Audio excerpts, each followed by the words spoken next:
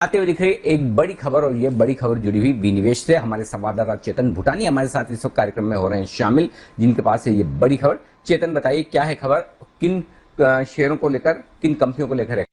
Sir देखिए, हम काफी टाइम से सुन रहे थे इंडियन ओवरसीज बैंक और सेंट्रल बैंक ऑफ इंडिया के प्राइवेटाइजेशन पे काफी डेवलपमेंट्स पिछले महीने जून के अंत के दिनों में हुई थी। लेकिन आज जो हम खबर ब्रेक करने जा रहे हैं जी बिजनेस पे, ये एक बहुत महत्वपूर्ण खबर है इंडियन ओवरसीज बैंक और सेंट्रल बैंक ऑफ इंडिया के प्राइवेटाइजेशन पे।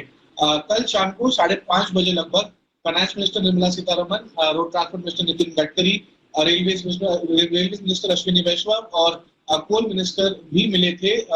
एक ग्रुप ऑफ मिनिस्टर्स हैं, ये ऑल्टरनेटिव मैकेनिज्म पे जो 2019 में यूनियन कैबिनेट ने अप्रूव किया था, और स्ट्रेटेजिक डिसइन्वेस्टमेंट। तो ये जो ग्रुप है सर, ये डिसाइड करता है कि क्या स्टेक सेल कब होना चाहिए, कैसे होना चाहिए, और किस तरीके से स्ट्रेटेजिक स्टेक सेल आगे बढ़ना चाहिए। अब हमारे जो टॉप गवर्नमेंट सोर्सेज हैं, हमको इस टाइम पे वो बता रहे हैं कि जो इसकी टाइमलाइन है, किस तरीके से प्राइवेटाइजेशन किया जाएगा इन दोनों बैंक्स का, किस तरीके से बायर्स के लिए बोली लगाने का प्रबंध किया जाएगा, क्या क्या मोडालिटीज फिक्स करी जाएंगी, किन किन को ट्रांजैक्शन एडवाइजर्स के तौर पे बुलाया जाएगा।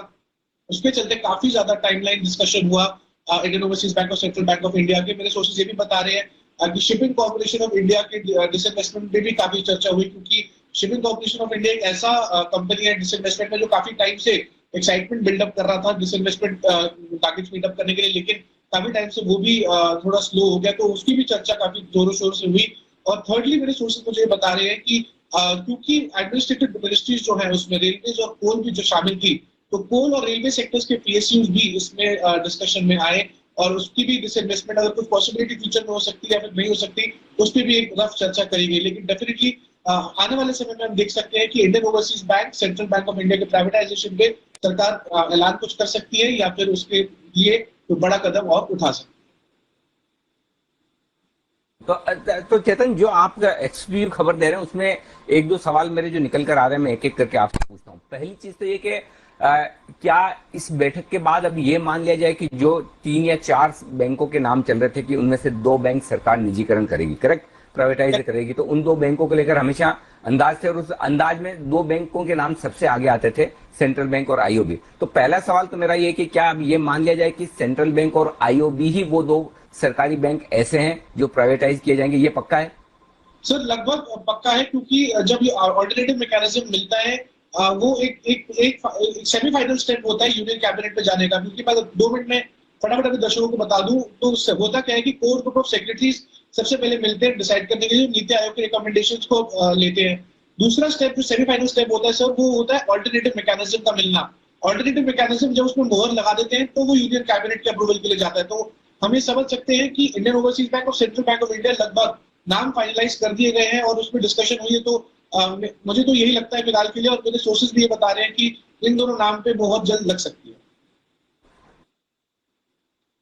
तो सबसे पहली और इम्पोर्टेंट चीज तो ये कि ये लगभग फाइनल है कि सेंट्रल बैंक और आईओबी 2 बैंक्स का निजीकरण किया जाएगा। तो अगर निजीकरण इन दोनों बैंक का होता है तो फिर इन बैंकों के लिए री रेटिंग होने की पूरी संभावना है, और डी4 इसलिए संभावना है। चेतन आप रुकिएगा, मैं मुझे आपसे कुछ और भी पूछना है, लेकिन उससे पहले जो आप ये बात बता रहे हैं उसका एक बार विश्लेषण कर दिया जाए कि ये संभावना इसलिए सबसे बड़ी क्योंकि आज की तारीख में बैंकों का लाइसेंस लेना बहुत मुश्किल काम है, आसान काम है नहीं। और आरबीआई ने शायद कहीं न कहीं ये मन बना रखा है, ये डिसाइड कर रखा है कि बजाय नए लाइसेंस देने के, जो पुराने बैंक है, चाहे वो प्राइवेट सेक्टर के हो चाहे पब्लिक सेक्टर के हो, जिन्हें चलाना मुश्किल होता हो दिख रहा है, जैसे लक्ष्मी विलास बैंक था, तो बेहतर है कि उन्हीं के लिए किसी नए किसी को लाइसेंस चाहिए वही बैंक उन्हें दे दिए जाए। तो ऐसे में जिनको लाइसेंस लेने हैं उनके पास ज्यादा बेहतर, ज्यादा फास्ट, तुरंत ऑप्शन ये है कि जो बैंक अगर प्राइवेटाइज हो रहे हैं, जिन्हें बेचा जा रहा है, उनके लाइसेंस है, तो इन दोनों बैंक्स की इसके दम पर पूरी री रेटिंग होने की संभावना है। पहली चीज तो ये हो गई।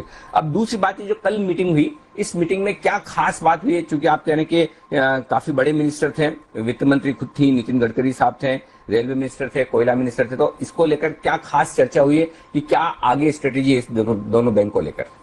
सर 2019 में यूनियन कैबिनेट, जो cabinet committee on economic affairs है, उसमें उन्होंने डिसइन्वेस्टमेंट को फास्ट ट्रैक करने के लिए ये कमेटी बनाई थी, जिसको ऑल्टरनेटिव मैकेनिज्म का नाम दिया गया था। अब क्योंकि इसकी हर 4 से 5 महीने में मिलने की बहुत जरूरत होती है, क्योंकि स्ट्रेटेजिक स्टेक सेल एक ऐसी चीज है, डिसइन्वेस्टमेंट एक ऐसी चीज है जिसमें गवर्नमेंट अपना फोकस पूरा लगाने में लगी हुई है, क्योंकि उससे काफी पैसा भारत सरकार के खाते में आएगा। लेकिन जो सोर्सेज मुझे बता रहे हैं कि जो कल की मीटिंग तो लगभग 1.5 घंटा मीटिंग चली, क्योंकि वो मीटिंग 6:30 बजे तक खत्म हो जानी थी, लेकिन वो 7, सवा 7 तक ही सब मंत्री का जो समूह वो बाहर निकल पाया। तो डेफिनेटली हम इस बात से गौर कर सकते हैं कि काफी एक्सटेंसिव डिस्कशन रही होंगी, किन किन मुद्दों पे क्या क्या किस तरीके से फास्ट ट्रैक करना चाहिए डिसइन्वेस्टमेंट टारगेट्स को और डिसइन्वेस्टमेंट की स्ट्रेटेजिक स्टेक सेल को भी इनफैक्ट। तो डेफिनेटली सर मेरे सोर्सेज मुझे बताते हैं कि काफी इन डेप्थ डिस्कशंस हुई थी डिसइन्वेस्टमेंट के मैटर्स को पर्टिकुलरली लेकर और डिसइन्वेस्टमेंट को तेज तरीके से लेके जाने के तरीके के ऊपर भी।